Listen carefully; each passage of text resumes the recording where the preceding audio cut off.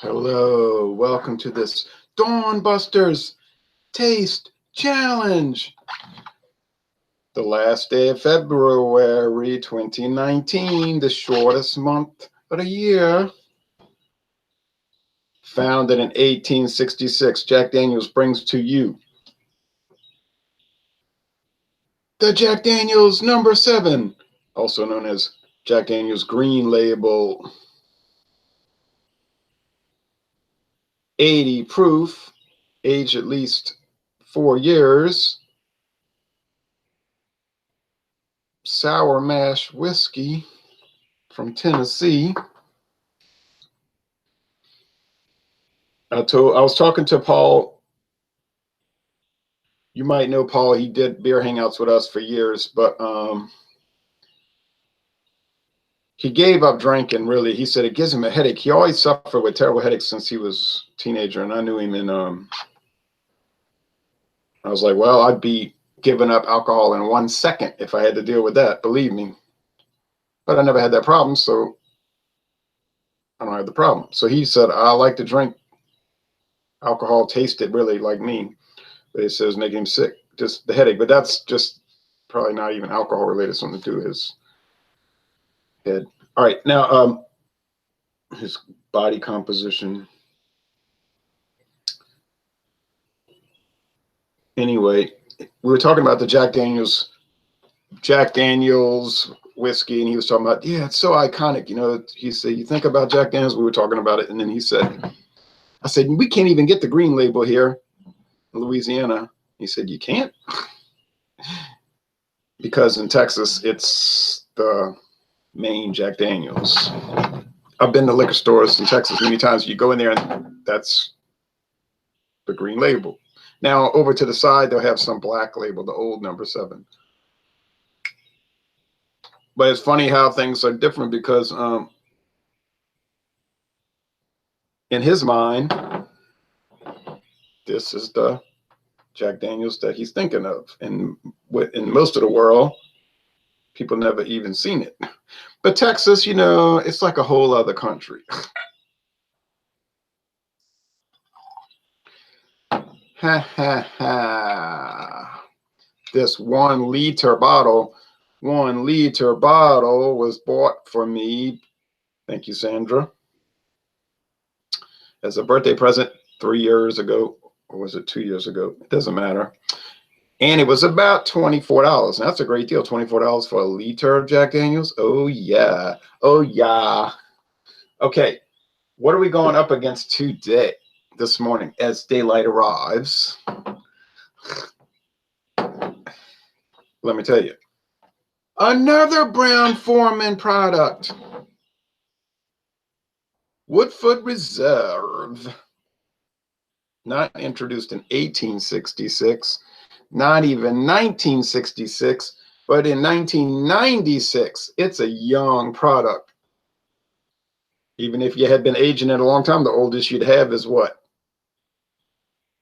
23-year age? That'd be pretty old, but anyway, no age statement, just like Jack Daniels, no age statement.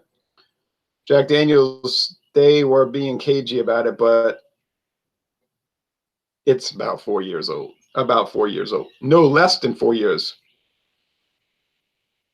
But probably not much more. Woodford Reserve, no age statement. That means it's a minimum of 4 years old.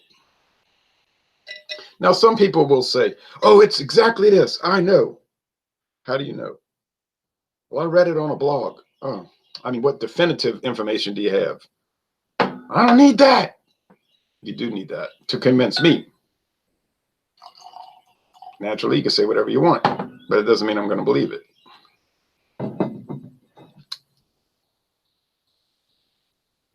Like my father will say, I know FDR was aware of the Pearl Harbor attack before it happened. I know that. I said, well, that's a possibility. It's plausible. And I wouldn't be shocked if I found out that that was the case. I said, but what definitive information do you have? Well, I just know it. I said, okay. This is how many people think. It just is. It's like high fructose corn syrup. I don't like the stuff. To me, it tastes funny. It makes the beer and the soft drinks taste bad. Okay, so I try to avoid stuff with high fructose corn syrup. And in my mind, I have this theory. It's bad. It's poison and all this.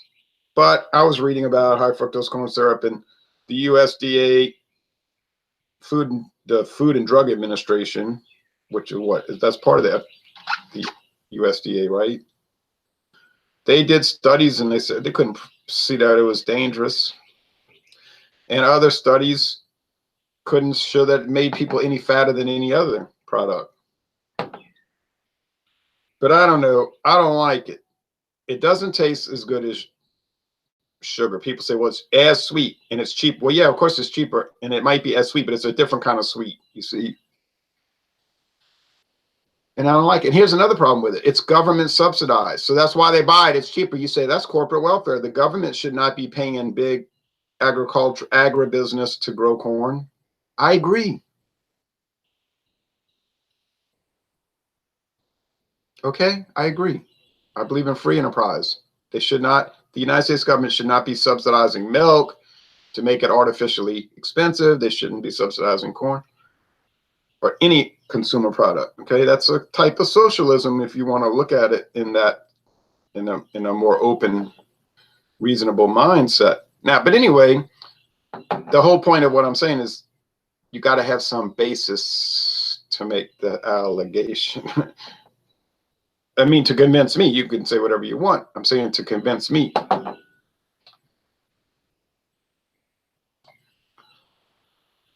right. Now you might say, well, how do you know? Shock Top, one of those flavored Shock Tops has high fructose corn syrup. You're just saying that. No, it says right there on the Anheuser-Busch website. Tap into your beer, high fructose corn syrup. So that's a primary source. It's the company's telling you. Okay, well, anyway, we talk about this a lot on this channel. Sources versus contentions without any backup. The Woodford Reserve is darker.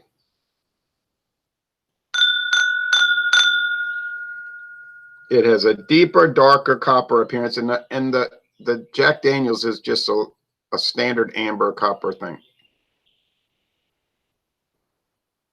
Darker versus lighter from the same company in Kentucky. Is that the Jack Daniels? Yeah. All right. Now, I don't think glancing at it is going to make a difference. It's not that much darker, but I'll try to avoid it. Here's another example of contention. Oh, and by the way, if you want to save yourself some time, you could turn off this video because it's going to be very similar to 2 days ago, I think, which was so straightforward. 2 days ago, Jack Daniels was fine, but it wasn't as deep of a flavor as Woodford Reserve. Woodford Reserve was woodier, more charcoal, a little deeper flavor. So it won. I saw Woodford Reserve yesterday. It was about $30 a bottle at Mathern's, and that was on sale, $29.99 on a sale. So, hey, Jack Daniels be about $24 a bottle or down. Walmart, you might find it sometimes $21.99. So it's in that $22 to $24 bottle range. So we're talking about $7 to $8 difference. Was Woodford Reserve $7 to $8 better? No, I don't think so. I wouldn't pay $7 more for that little bit of better flavor. That's a trade-off. It's what you want to do. Now you might say, well, it's my money. I would. I know it's your money, so you should if you want to. People should buy whatever they want to buy. These are not difficult concepts. There's trade-offs. That TV show needs to come back on, trade-offs. Every teenager should watch trade-offs. Because that was the whole basis of the PBS television show. Trade-offs. You got to give up something for something else generally. And it was all about making double approach avoidance, conflict decisions. Because most conflicts are double approach avoidance. Each choice has a good and a bad. So it's double approach. Approach is the good thing. The avoidance is the negative thing. And that's a way of problem solving. Most adults don't have good problem solving because they don't look at problem solving techniques and they don't consider trade-offs. Okay. Now you say, well, buying whiskey, that's like a trivial conflict, like a trivial problem. Which one to pick? This is very true. This is correct. It's you could say a frivolous entertainment choice. It doesn't really matter. It's not like buying a house or choosing whether to rent or buy or what town to live in or what kind of career to choose. Those are important decisions, who to marry and these type of things. Whiskey is just a diversion in entertainment, which is something that is a concept that grasps many of the viewers and the reviewers in the beer, wine, and liquor world. You watch some of these people and listen and read what they write on Facebook and all of this. Oh, it's so important.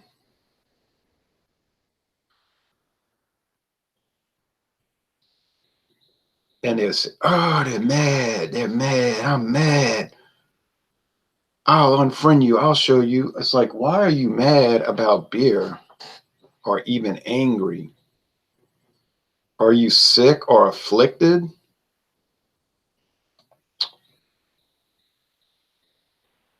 And it's not a good thing with those kind of what you call neurotic approaches to it. I don't think so. I had problems in the past with people saying, "Oh, let's be friends, chum, and we love beer." No, no, no, no. And I'm like, okay, why not? I like to be friendly, and then it's later. I'll show you. I'll get you. Why? Because of malt liquor? Like, why would you? Why? Oh, you got these political opinions. I don't like. Well, why would you care about that? That wasn't the basis of which we connected. It was about beer. I have friends in the beer world that have political opinions that I think are outrageous, totally awry, and absolutely wrong. Does it make me angry? No, because I don't even care. It's their business. I don't get into people's business too much. But if we agree on the beer and we drink and try it, that's the focus of the connection. But anyway, this is not a preaching hour. It is kind of, but it's kind of like beer talk is a good example of how it could be worked out properly. Look, these guys I hang out with on beer talk, and we talk about, you got it, beer and everything else. I don't know these guys personally, really. They don't know me. We don't agree on politics generally. Sometimes we do something, we argue and get into big old fights about, we were arguing about religion the other day. And I was coming at them hard. I'm not going to back down.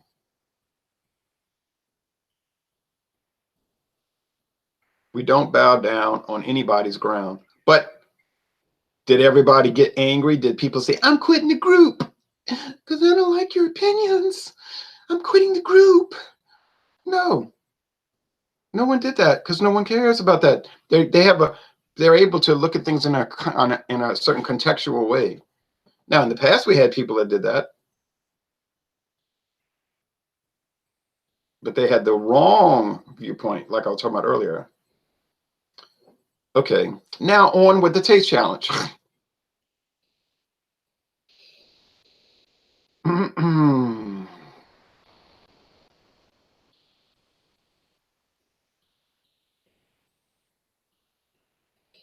Kind of like, well, my friend David and myself, we don't agree on a whole lot of things. We do agree on many things, but we get into these arguments.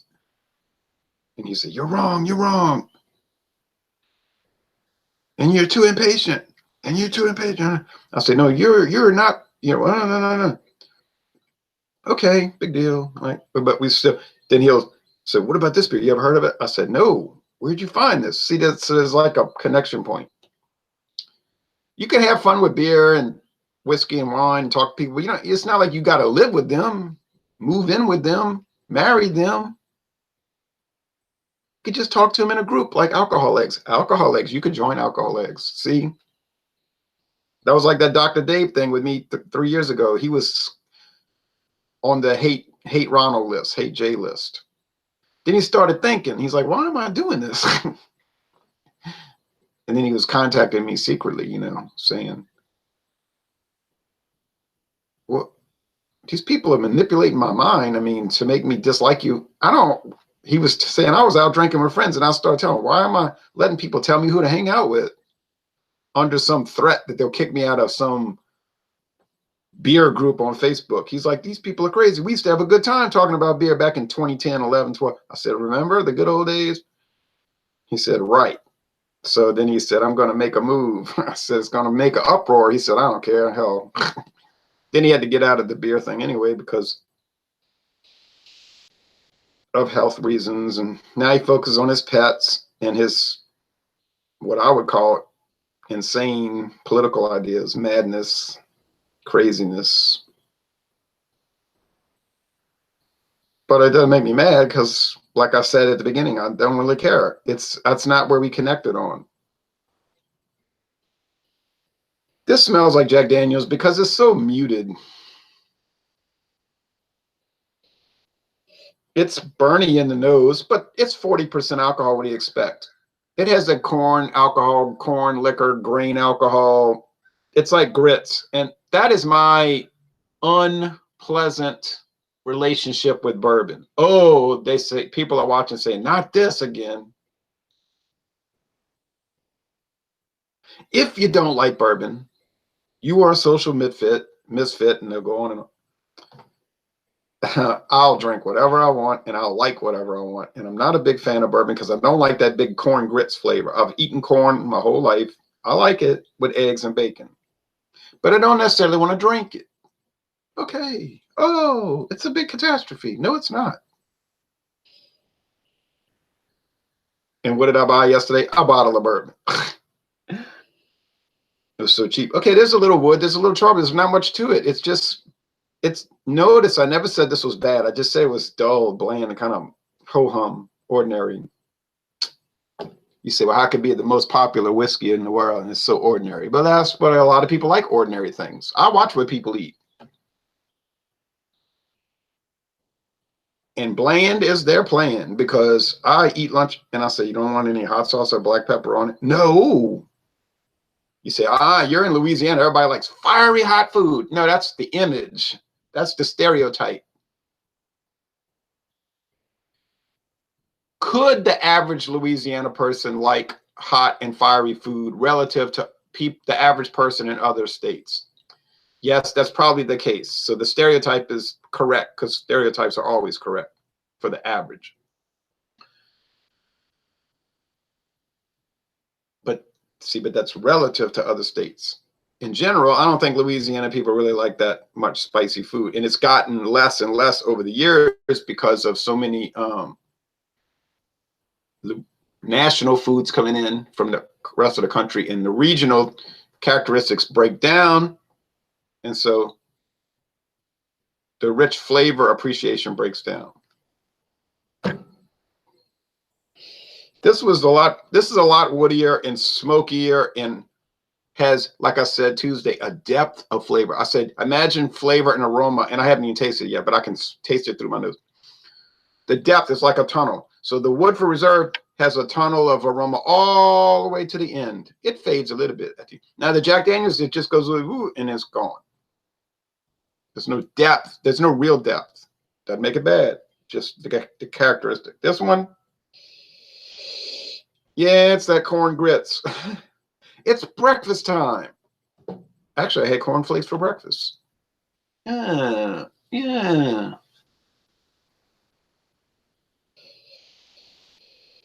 And I'm not saying Woodford Reserve is that great, because what beat it like a dog on Sunday?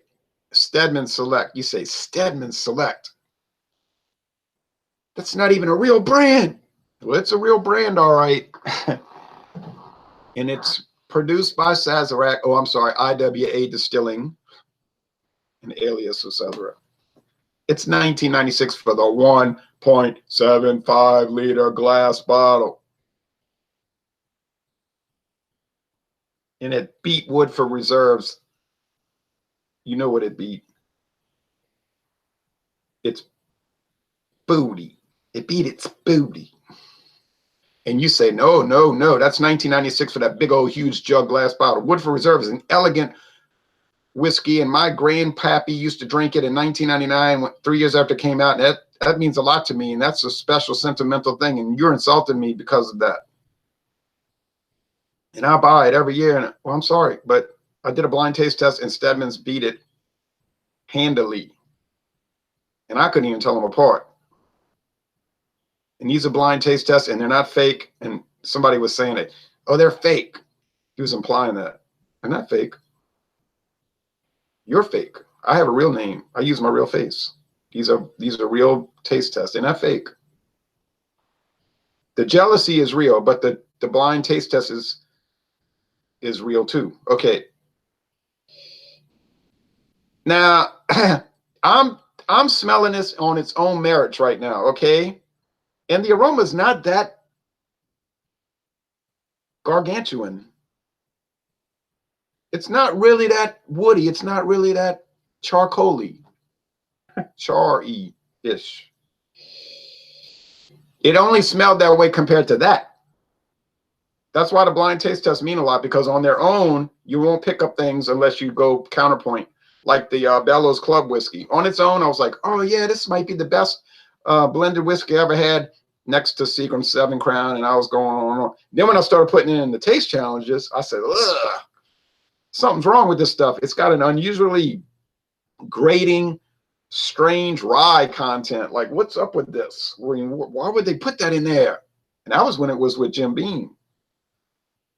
So then I started thinking, I said, ooh, I bet it's like a 20% old overhaul mixed in with that grain neutral spirit. But the problem is that the grain neutral spirit doesn't sit well, or doesn't set well with the old overhaul.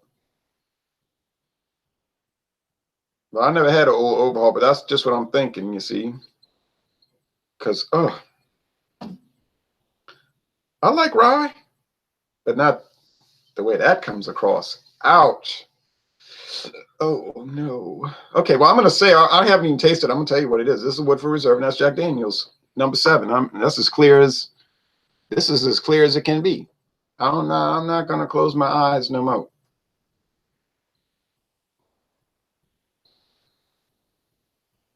Happened again. Woodford Reserve. JD, Jack Daniels. Holy smokes. Well, Tuesday I got it right. Well, I did say in the past that the green label Jack Daniels seemed to be a little better to me. And people were telling me, no, no, no, the green label is an inferior Jack Daniels.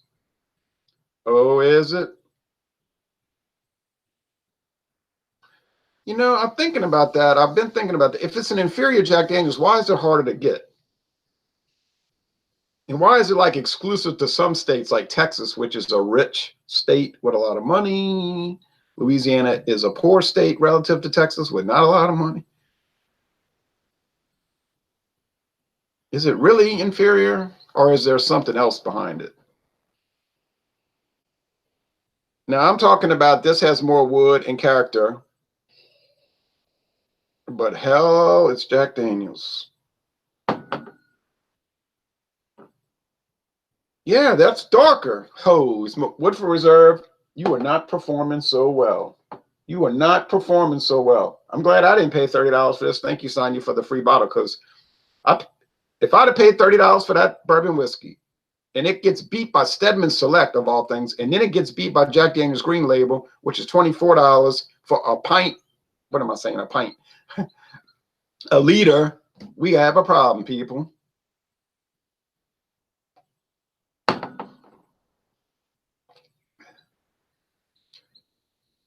Of course, I hadn't tasted it yet this morning. There's a lot of wood in the flavor. And char. See, I thought I had it nailed on aroma. Wrong. Wrong. char, wood, sourness. But I don't think Woodford Reserve is sour mash. A little bitter, kind of strange. I like it though. I like it. I like it. Notice I didn't say I love it. I like it.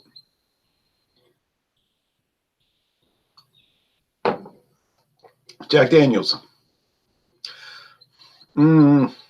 Yes, yes, yes. I talked about this in the past. That corn grits, so prominent in Jack Daniels. Ugh. I don't think it's bad. It's just intriguing and it's so strange. It's unusual. I think if most Americans could try the green label, they would say, "Oh, this tastes strange." Now, I don't know if they would say it tastes, well, they probably would say it tastes bad because you know how Americans are. If it's a little different, they're like, "Oh, it's bad." Not even bad. You didn't even give it a chance.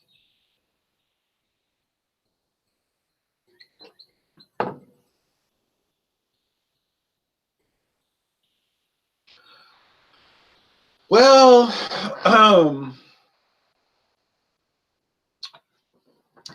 there's a sweet. It's got to be the corn sweetness. It's like kind of a candy corn type thing. I don't know what it is. It's unusual. It's unique. I would pay $25 for this 1 liter bottle. I think if I went back to Texas, I would buy another one just to have it in the taste challenges. The black label, nah, I don't think I want to buy any more.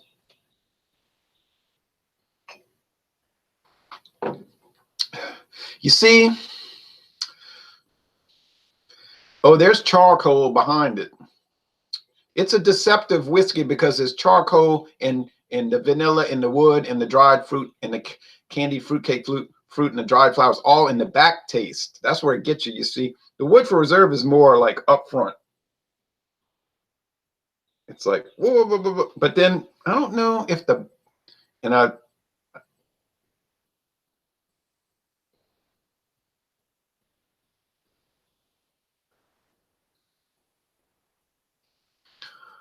I don't know. Are they significantly different? I think they're different. They're pretty. Woodford Reserve. I think they're different. Do they have a Brown-Forman house character? Yes. The Old Forester, the Jack Daniels, the Woodford Reserve. There's some kind of Brown-Forman thing. Even the people say, don't say it. Don't you dare mention Canadian Miss, because that is from Canada, and we do not care that Brown-Forman owns it. So do not ever mention Canadian Miss. I'm not going to mention it. I was just thinking about some things that I had been thinking about.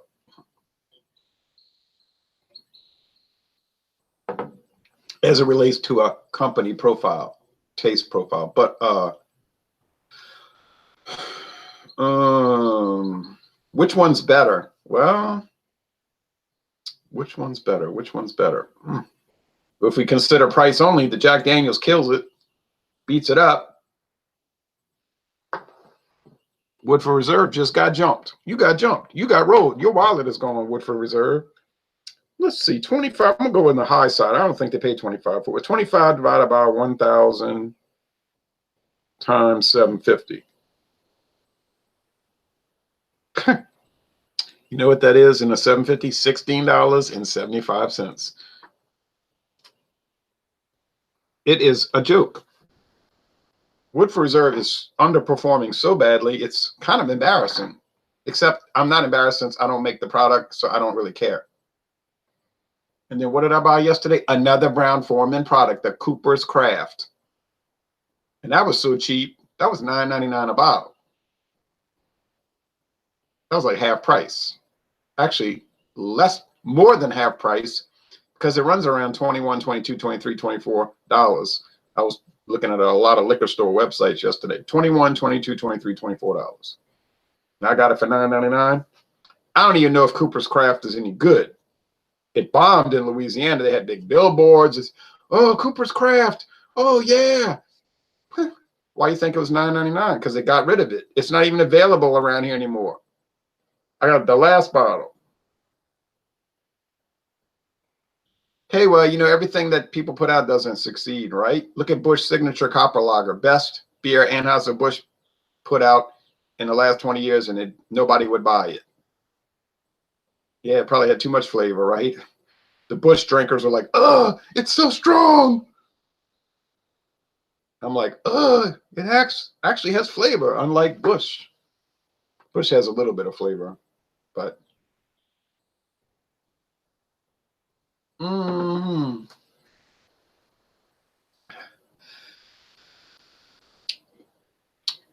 like it. I like the char. I like it. Okay, I like Woodford Reserve. On the other hand, I like Ancient Age. You say, but Ancient Age is only $9.99 a bottle. Woodford Reserve is $30. Right. Guess which one I'd buy? Ho,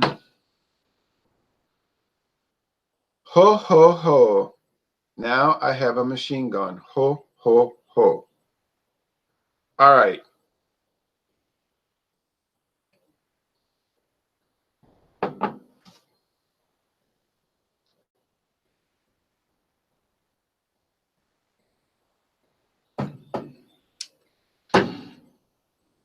I think that the Jack Daniel's Green Label doesn't have any sharp edges. It's like all the corners are rounded. It's a very round and soft and mellow product. Now, this guy I work with says, that's what women drink. Women drink bourbon. And I just look at him like he's insane. I say, what?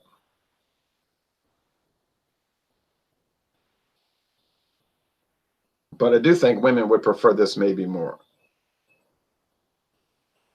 It's true. The woman that gave me this Woodford Reserve in the Blantons, she is a woman and she does drink bourbon, or she used to, and she would make the mint julep. So that's a isolated. Yeah, okay, a lot of women drink bourbon. But to say women drink bourbon like it's a women's drink, I got to stare at the guy. I just stare at him with disdain. And I'm like Mike Stivic, you know, I'm looking at him like, where do you get these ideas?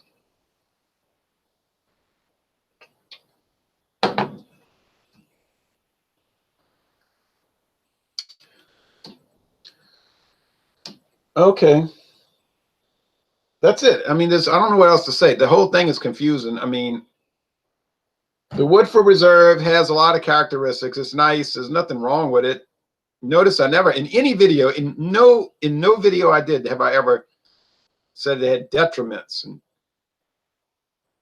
and disadvantages. I didn't say any. I just don't know if what you're getting is matching up to $30. Okay. Now you say the Blanton's is $60. Are you going to get $60 worth of enjoyment out of it? I don't know. I'm going to find out.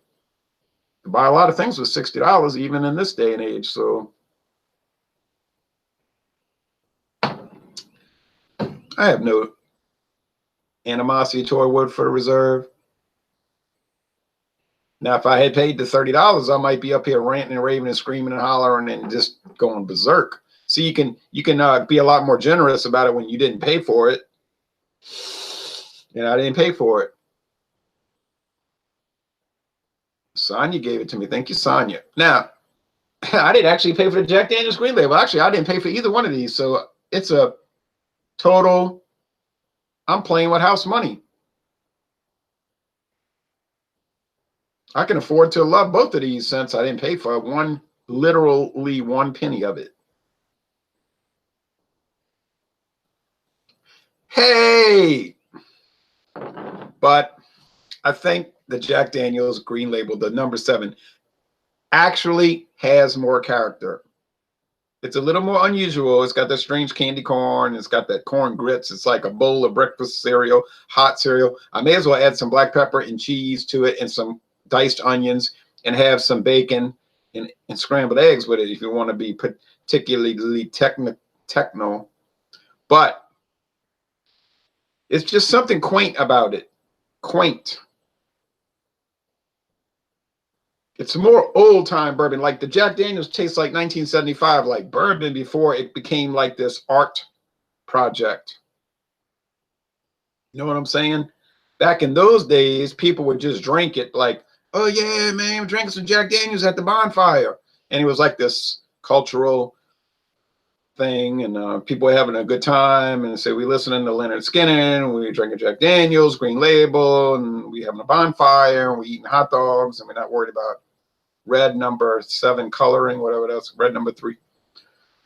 And then now that bourbon is like this art project, people would look down on that kind of old time flavor. They say, oh, go get your pantsuit.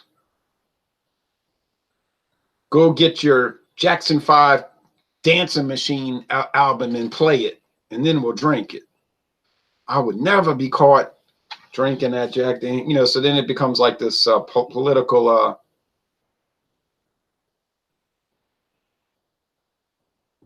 culture comp thing, you know. But in my opinion, listen to how I said it, in my opinion, you are from the South, you Southern person.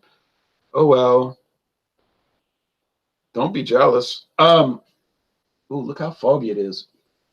I just think that, I'm going to end this video by saying, I think the Jack Daniels, and this sounds terrible, the Jack Daniels Green Label has a little more betterness to it. It's something, you can't put your finger on it. It's just, there's something better about it. And I don't know what that is. And I'm trying to describe it. And I'm not anti-Woodford Reserve. And I like it. But this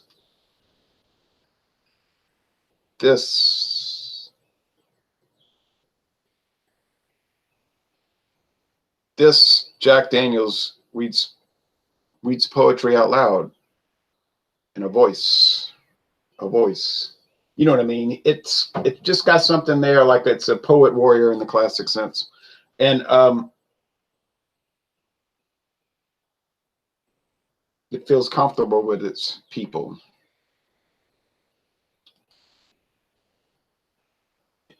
It forgets itself with its people.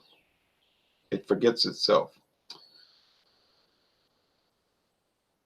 All right, zapping with your siren, man. Zapping with your siren. Thanks for watching this video production.